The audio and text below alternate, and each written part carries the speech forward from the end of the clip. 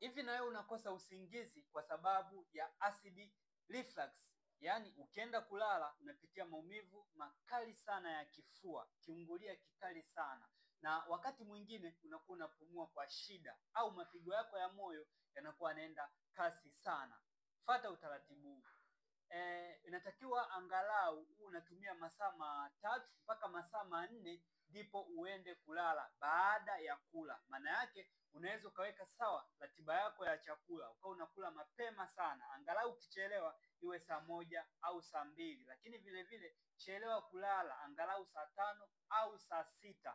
Hii ni nzuri, huwa inasaidia kuweza kumeng'enya chakula na kuzuia tindikali au asidi kupanda kirahisi, kwa sababu ukilala mapema tindikali inaweza kupanda kirahisi wakati wa umeng'enyaji wa chakula, na ikikukuta umelala, basi hii inaweza kuleta madhara kama kiungulia kikali, kupumua kwa shida, na mapigo ya moyo kuwa yanaenda kasi sana. Hii imesaidia watu wengi sana na wameweza kuondokana au kupunguza maumivu ya acid reflux. Kama umeona video hii, angalau share kwa watu 5 ambao unawapenda. Naamini utakuwa umewasaidia.